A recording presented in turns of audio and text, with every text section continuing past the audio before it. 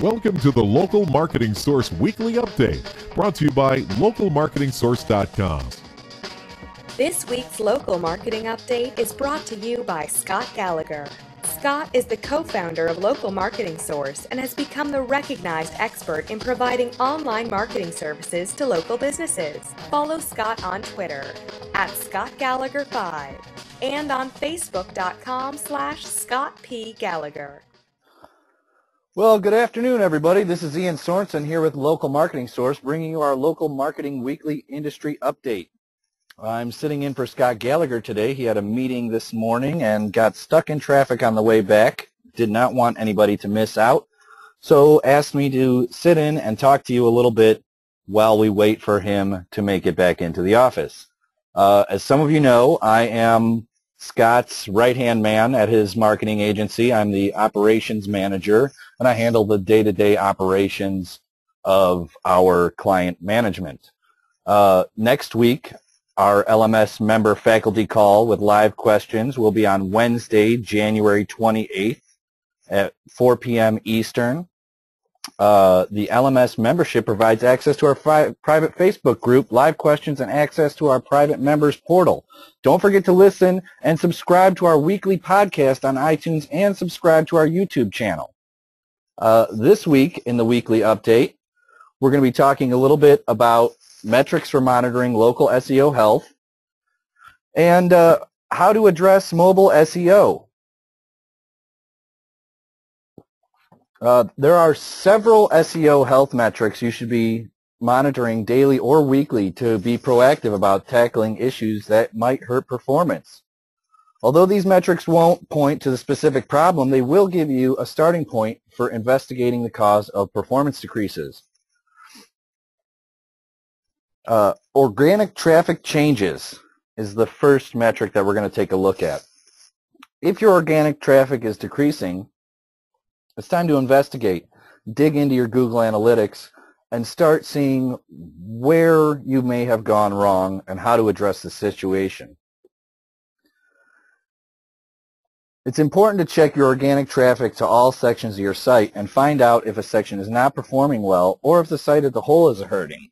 You know, these can be anything from slow load times or insignificant content. You know, if you're using bad keyword linking, not building appropriate content for your clients. It's important to make sure that if any one section of your page or of your website is in trouble, that you address that immediately, or if your whole site is suffering, that you take some time and really dig in and figure out what's going wrong. It's important to segment all data and see where your traffic problems are coming. Is it from your desktop viewers or from your mobile traffic viewers? It's also a very significant change in access today in mobile views. So if your website is not mobile accessible, you're going to see your performance suffering. It's also important to remember to keep track of what other marketing activity is being used on other channels for your site. Any decrease in brand awareness can cause decreases in branded searches. Of course, if your organic traffic is increasing, you want to look into where your traffic is increasing and consider applying whatever it is you did on that page to the rest of your site. One way to monitor this is to set up a custom alert in Analytics to email you if there's more than a 5% change in your organic traffic, either negatively or positively, over the previous week. We'll talk a little bit later on how to set up those analytics responses. The next thing that we want to talk about as a matrix would be your changes in direct and referral traffic. If your direct traffic is decreasing, It's important to measure that against your organic traffic.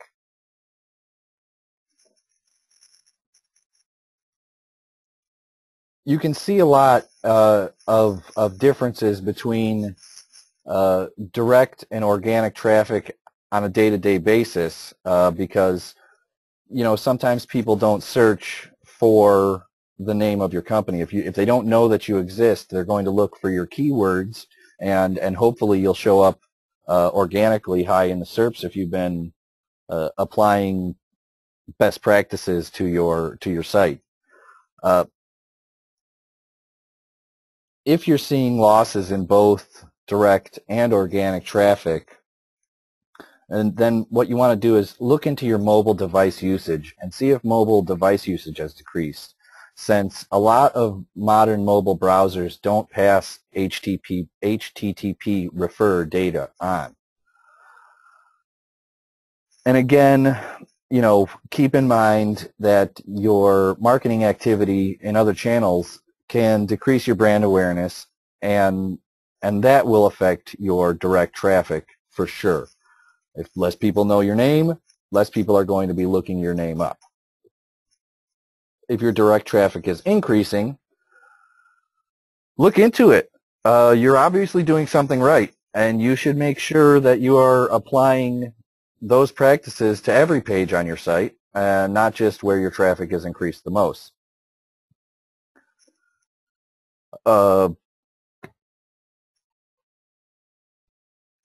You can set up another weekly custom alert in analytics to email you. We say at our agency to look for a 10% increase or decrease in direct traffic because that number tends to fluctuate a little bit more. If your referral traffic is decreasing, it's important to investigate your backlink profile and refers to find out if you've lost any inbound links. If you're receiving less traffic from a link that you generally receive traffic from, check and see if the linking website's made a design change resulting in less clicks to your site. And then address that with them and see, if there's something you can do to reposition yourself on their page and increase those increase that click through. If your referral traffic is increasing, identify what sites are sending traffic to you that were previously not, or what sites are giving you the most traffic. And in my opinion, I would address that also, and see if there's a way that you can further position yourself on that site, or provide a beneficial relationship to both sites by, maybe positioning their link better on your site, inspiring them to do better for you. Again, this is another thing that we want to set up a custom alert in your analytics to email you. We say on this one another 10% or more increase or decrease in referral traffic over the previous week. Next up, in my position, one of the most important things to monitor for local SEO, I believe, is citation management. Now, if you've had changes in citations, which obviously you should be on a weekly basis, adding citations to your business, your client's profile. There are a lot of good services out there. We use Bright Local. I know Moz has a service that they offer too, where you can monitor and track citations, and we also keep an in-house record of every citation that we add or edit, and just to keep we call it the inventory of assets, to keep a running list that at any time a client can say, hey, where are my citations, and we can access that and send it right off to them without really even having to think about it. I would say something that this is something that you want to invest maybe an hour to an hour and a half a week on doing is monitoring and adding citations per business that you are working on. We shoot for between 10 and 25, depending on the aggressiveness of the marketing program that we offer to our clients. 10 and 25 citations a week. Now, 25 citations can be a daunting process to get involved in. I have found that with experience comes a little bit of speed and a little bit of a better ability to understand how to change, because we all know that sometimes a citation, especially the higher valued ones, can be a little bit more difficult to acquire. In my experience, if you spend more than 15 minutes on gaining a citation, you're spending too much time. That citation is not going to be worth your 20 minutes. It doesn't really matter where that citation is coming from, unless it's a .gov or a .edu or another high-value extension. It's not going to make a difference for you. And if you're spinning your wheels at more than 15 minutes of trying to get yourself listed there, then I would say just pass it on and move on to the next citation, because there are literally thousands of places where you can list your business. If you are not seeing a significant change in citations, sometimes it takes a while for citations to pop up in the Google SERPs, for Google to be able to recognize the new citation, sometimes up to 6 weeks before something will be changed on another website after reviewing and exchanging emails with the hosting site directory. Don't get discouraged, okay, because it will come around. I've seen this personally happen myself, where I will put in 15 hours in a week on 10 clients trying to add citations. The next week when I go back to track them, nothing has changed. It does happen in the long run. Sometimes, like I said, it can take up to 6 weeks for Google to recognize it. It can take up to 6 weeks for the site to upload your stuff, and then another 6 weeks for Google to have come across and added that to their listing of your business. Okay, so never give up. Just keep adding citations. The more you have, the better off you'll be. Okay. The next matrix we want to talk about is changes in reviews. If you're seeing a lower number of reviews than you're accustomed to, then it's time to start thinking about review acquisition strategy. I know Scott has talked a lot about review acquisition in the past, and it's important, in my opinion, to make sure that the staff where you are at the client's company that you're working with, that the staff be educated on how to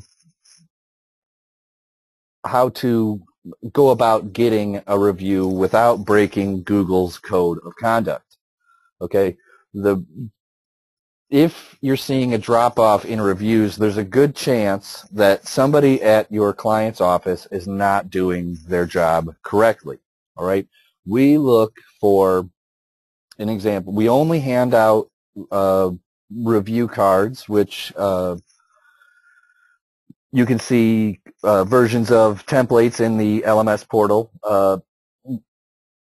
A review card is something that we put together. It's basically a postcard that has a QR code and some flashy images of your client, and the QR codes direct them to either Google or Yelp or whatever your favorite review engine is, and it just makes it easier. One click on your phone with a QR reader, and it sets you right in there to set the review up.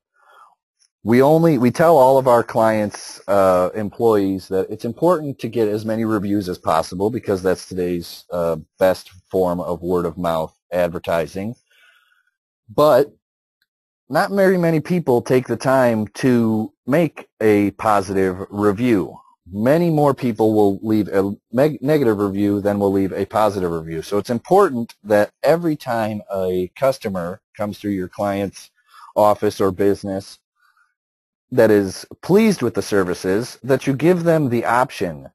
Don't ask for a review, but say, hey, if you really like that, would you mind digitizing that and leaving a review on this site?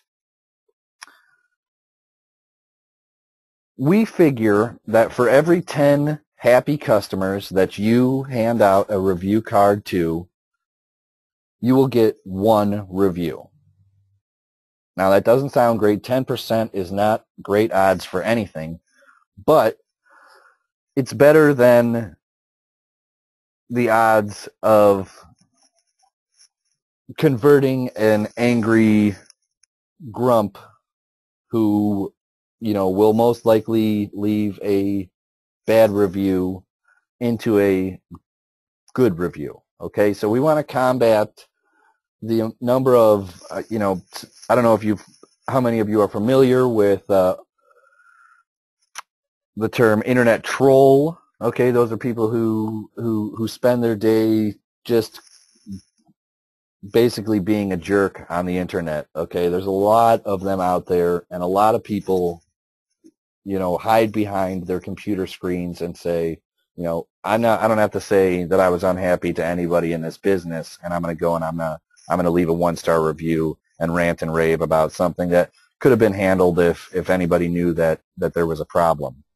Okay, a lot of times, don't worry so much about that because, as you all know, Yelp and Google both assign weight to reviews based on the authority of the reviewer. If this is somebody who only leaves nasty reviews because they're, a nasty person, their review doesn't count for much. Now, if you are somebody who leaves very few reviews, but they are varied and well written, you're going to garner a little bit more authority, thereby increasing your ability to affect your rankings. Back to changes. If you are seeing changes up or down, investigate. Look at what it is that you're doing that is either right or not right, and work hard to change those, because reviews are,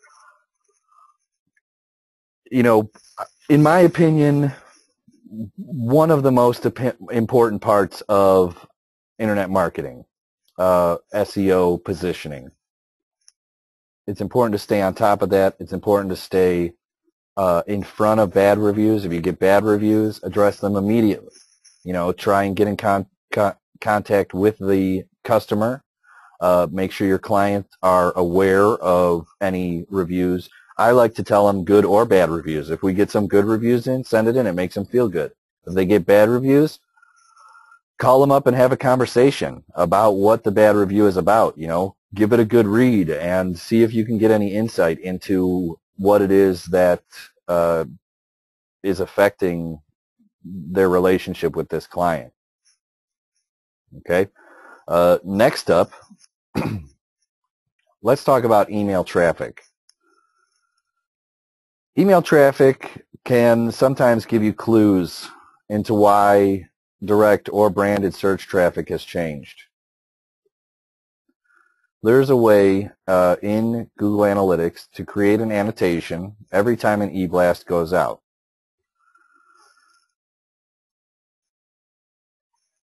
Once you've done this, then set up a custom alert that will email you whenever there's a 20% more increase or decrease in email traffic over the previous week. Okay? Because if you're seeing more than a 20% increase or decrease, obviously something in your email is either working very well or working very, very poorly.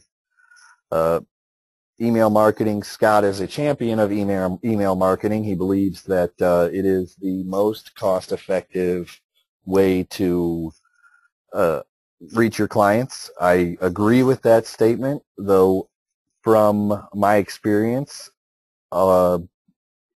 there's a lot of room for hurt feelings when you're setting up email campaigns, because when you've gathered 12,000 emails for your client, 12,000 email addresses for your client, and after you send out an email blast or two, you drop 1,000 people, or you get 200 unsubscribes, or you find out that several of the email addresses are dead emails.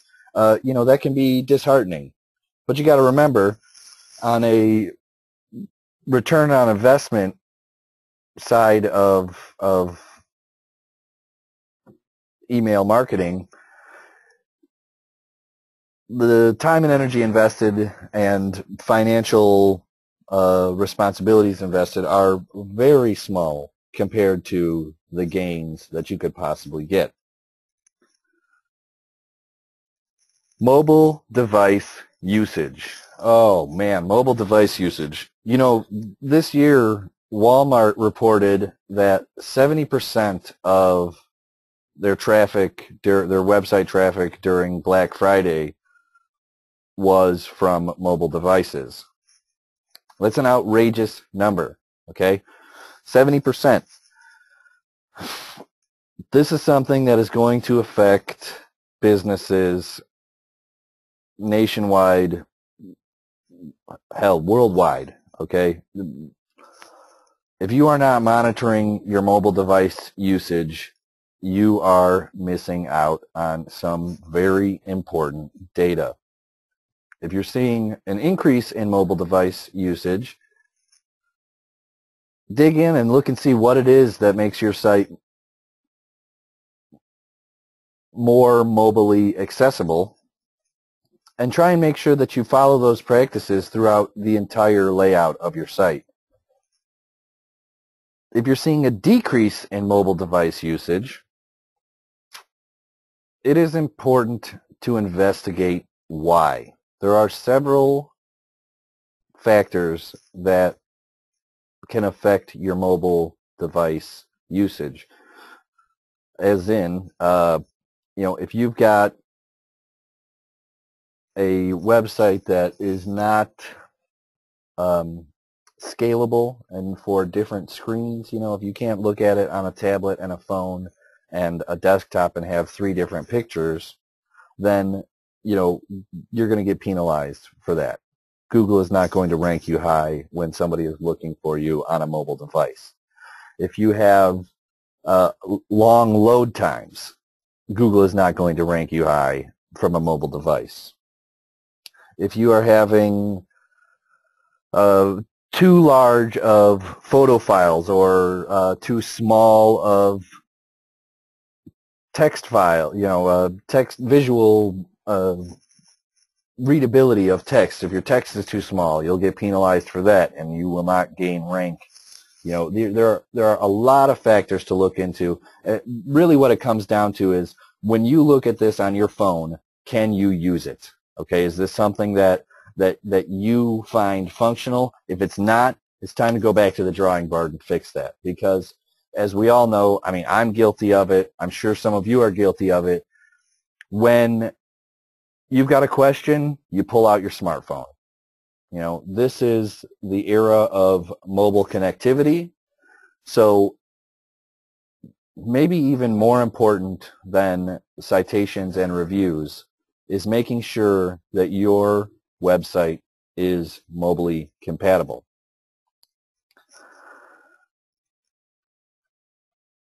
Next up, in Google Analytics, there's a tool to check for crawl errors. It's important to monitor these, because if you are having internal linkings or linkings from an external source, sometimes if their site has been changed or if they're using a bad URL, this is going to cause problems in if they're using a bad URL in their content. This is going to cause problems with the web crawler. Okay, if you change your email settings in Webmaster Tools to email you about issues, this is not going to be a timely email. It's not going to come whenever there's an issue. It's only going to send you an email if there's a major trend in site issues. Okay, so you're going to have to tap into the Webmaster Tools API to create a weekly report of crawl errors.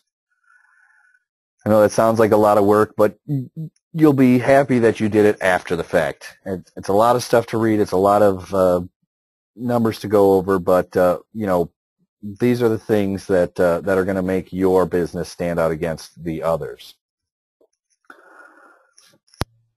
Next up, keyword impressions and clicks. Although quote unquote not provided, has severely limited the ability to track keyword traffic in analytics. Many factors around keyword data are still available in Webmaster Tools. Checking these metrics should be done as a follow-up investigation to changes in traffic. Changes in impressions and clicks can tell you if there's been a change in brand awareness or if there's been a change in marketing activity.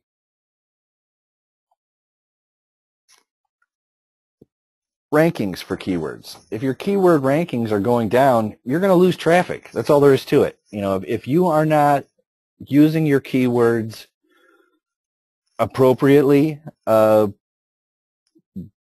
not going to rank you for them. You know, if you're using keywords on pages that don't have useful information about that keyword, Google's going to notice, and it's going to say that you're using, you know, your keyword stuffing. That's borderline black hat. You know, that's not how we want to run a business. That's not the idea. Our whole goal is to create valuable content that's related to your business's keywords.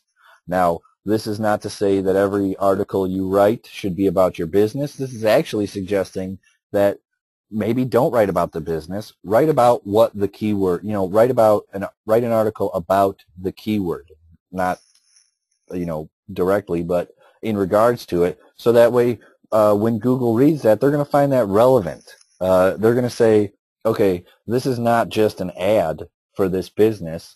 This is useful information that people who maybe aren't even shopping for your business will find useful if they're looking for your keyword. If you are losing rankings,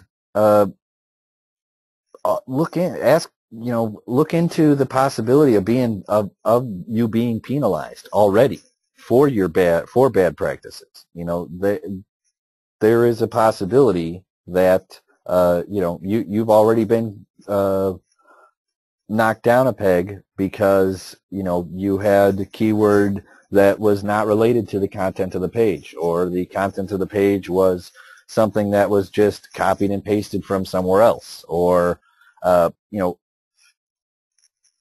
make sure that any content you're creating is relevant and related to the keywords that are tied to any given page on your site.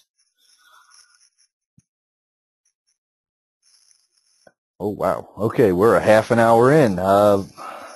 Again, I apologize. Scott is still driving in. I received a text message from him. He is just sitting in traffic. Apparently, highways around here are a parking lot right now. Next up, bounce rates. Monitor your bounce rates. If you're getting higher bounce rates, you can tell a wealth of information related to the health of your SEO program, including,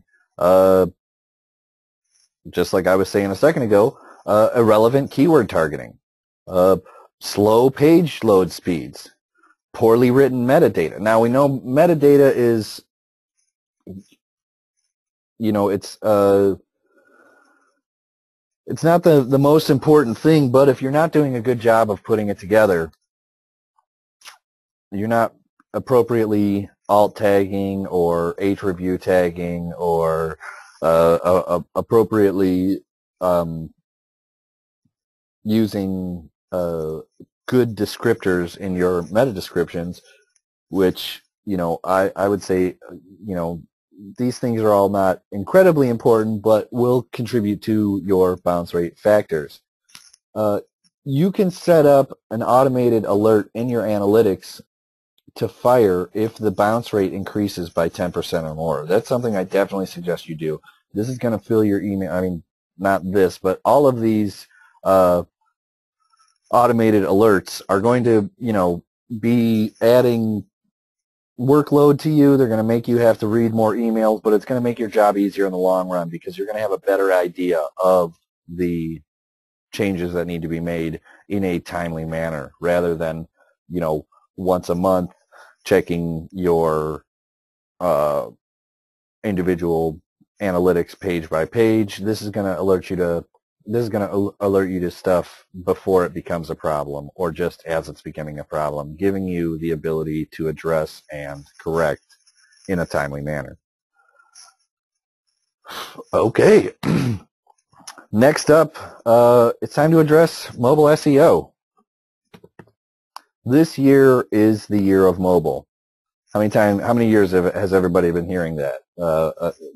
Forever. I'm not forever, but at least the last 3 years I've heard the words, "Oh, this is the year. This is the year for mobile." It seems to me this is actually the year of mobile revolution for marketers.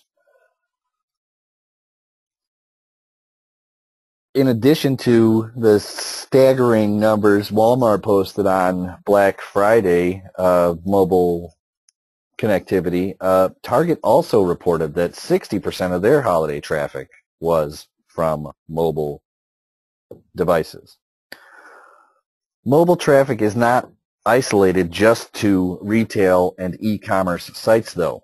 Whether your organization is business to consumer, business to business, nonprofit, or anything else, you have to be ready to immerse yourself in the mobile world. Should mobile be a priority for your site? Absolutely.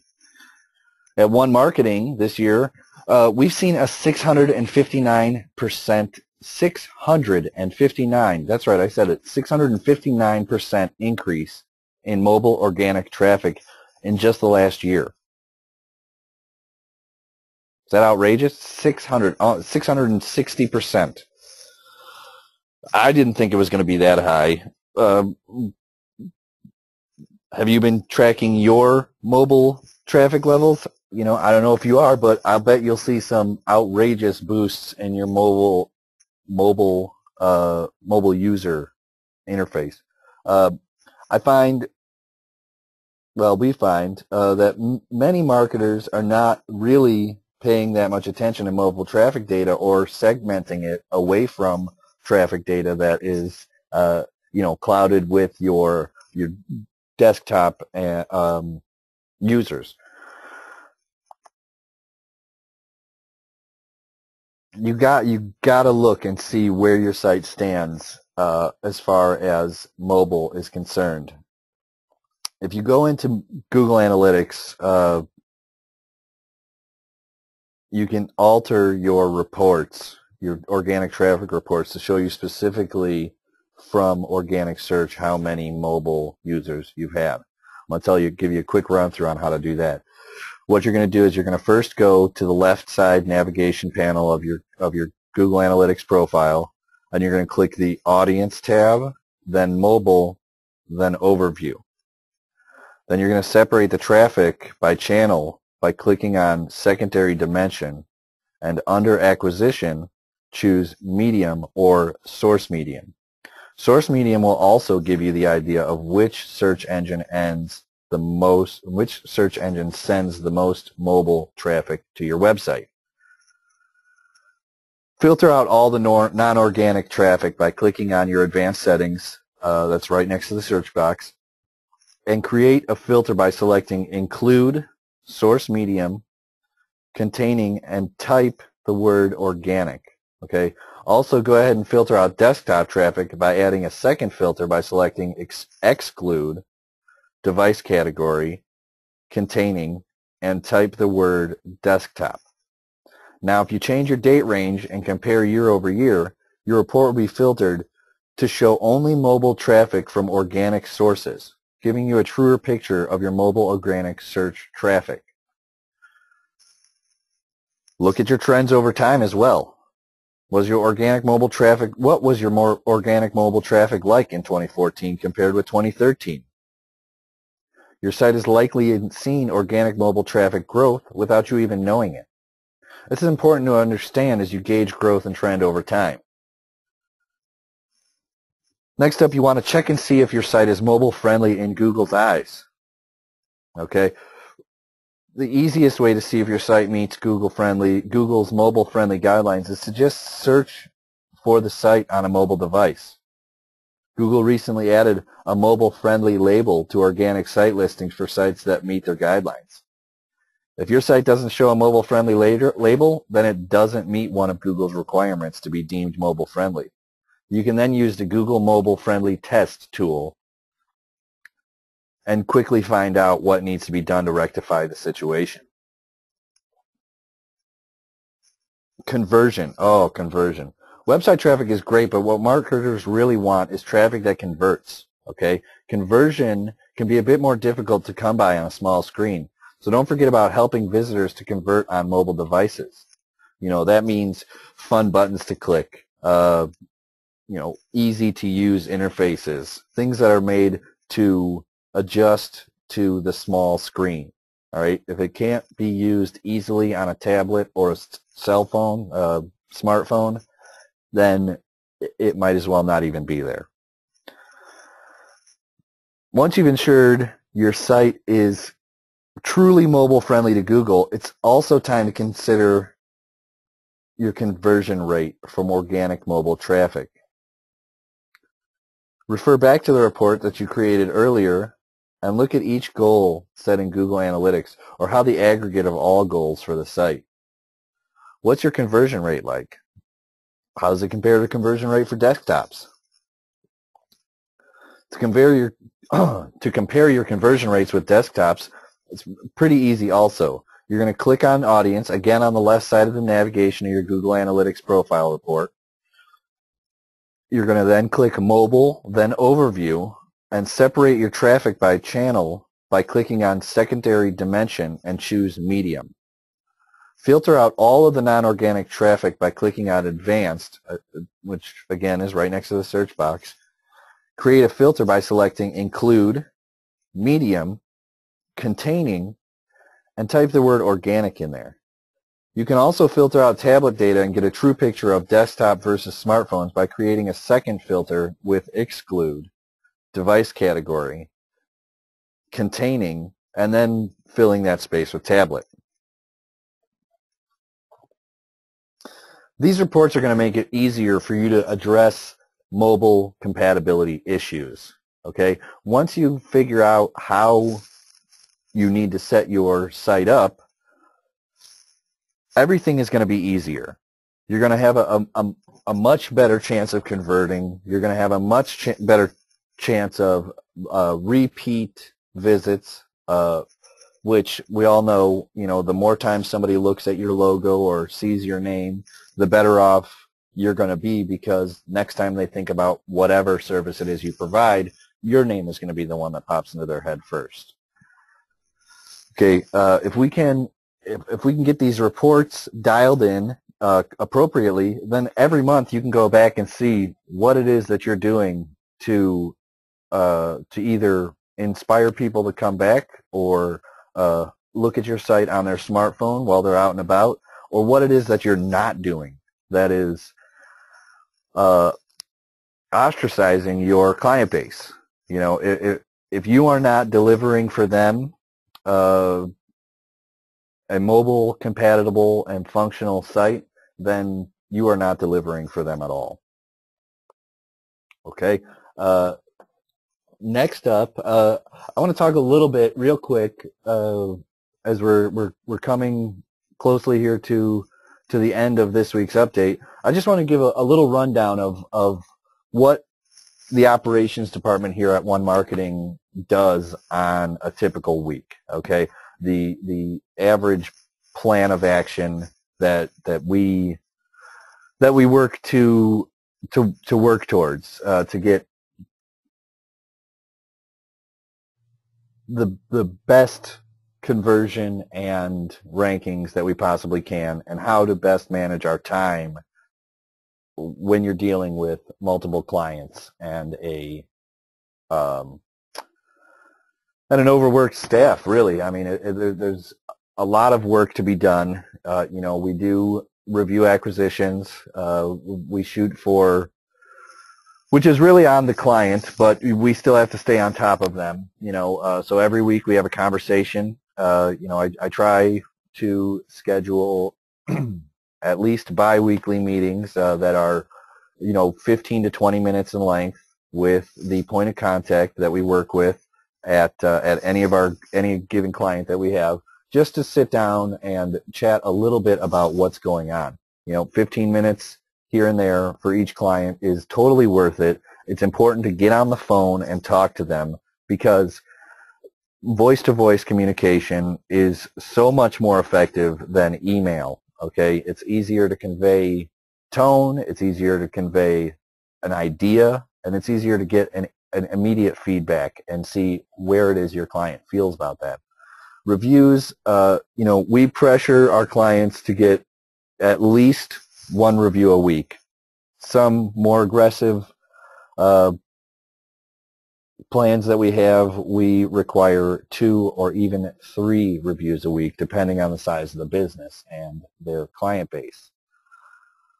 As I said earlier, we shoot for 10 to 25 citations per business, depending on the aggressiveness of their SEO plan and the competitiveness of their market. And like I said earlier, you never want to spend more than 15 minutes on a citation. So if you have an employee who is taking his time, you can have a good metric of how much time they should be spending to get any of this work done versus their final outputs.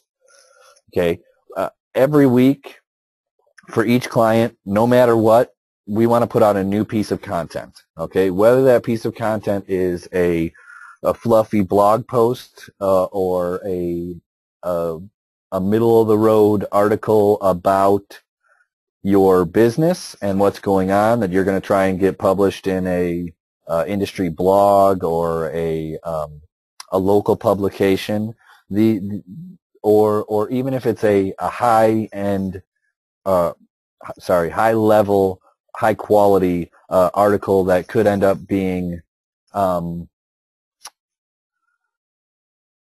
printed in a industry magazine. That's marketing gold right there. That's what we're looking for. We really want that's where we really want to be, but those can be time consuming. If you're writing a 3-page article about say, right now I'm writing an article about gluten-free toothpaste and its effect on the dental market. This is something that it's tough because if you don't have a real passion for it, you have to do a lot of research. So make sure to allot yourself enough time to get these things done, and make sure that you're also pushing to get yourself published on as many things as you can. And I'm not talking about client blogs. Obviously, you want to get at least 2 of those up a month on your client's blog.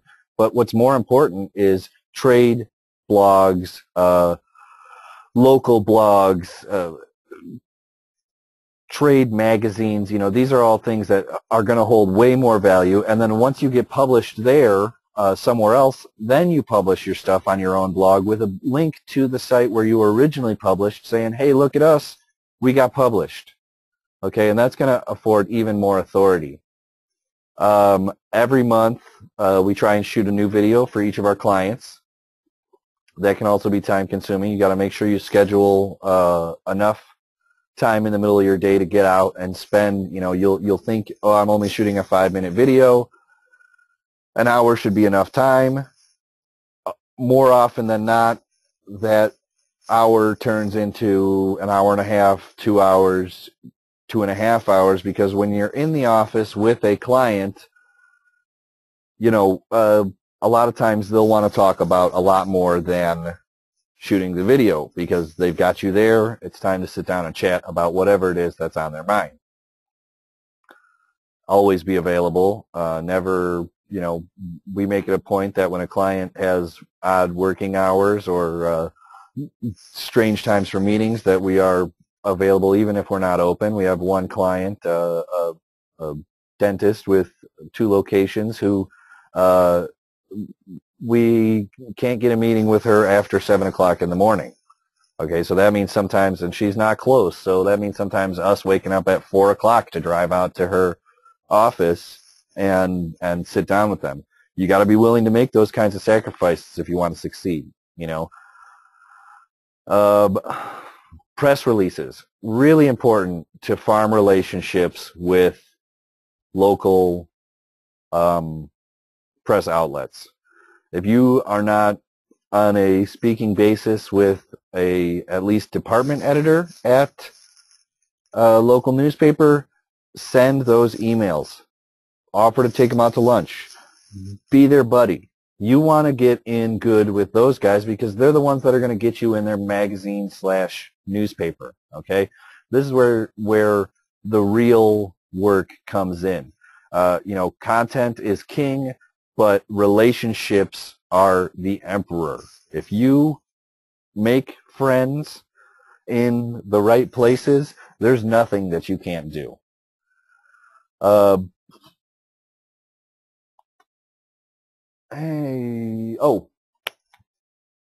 Make sure that we do a monthly spot check of new content on the websites and make sure that everything on the page is functioning. We make sure, and we do Google Analytics. We analyze reports and we send off reports to our clients with our opinions and fixes that we believe need to be implemented before we implement them, to assure them that we're doing work and that we're staying on top of everything. They love to see that kind of stuff. If you send reports, 9 out of 10 times they're not going to read the report, but because you sent it, they know that you're staying busy. And we all know that reporting is key when you're dealing with a client. Let's see. And then make sure to take some time. It's important if you're working in an environment with other people, if you're not just marketing by yourself, if you have employees or if you have a partner or somebody that you're doing this work with, it's important that sometime in your work week, just like Google, we play by an 80-20 rule here. 80% of the time you're working hard, nose to the grindstone.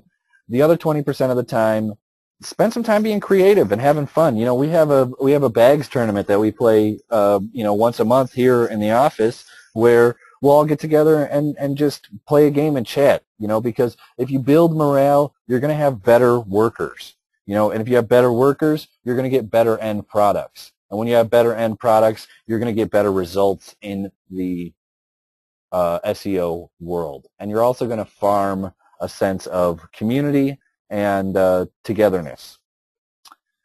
And I think I've covered just about everything that we have here for this week's update. And what I've got to say is, anybody have any questions about anything while I've still got you on the line? Thanks for watching the Local Marketing Industry Update. We've got these things coming out every single week. So if you liked with what you heard, just click the button right above me right here to subscribe to our channel. If you'd like to get a little bit more, right over here, go check out localmarketingsource.com. We've got free reports that you can grab. You can even register for a free marketing course to get in and see the portal. Or just go ahead and follow us on some of the social channels. We'll be around. Until next time.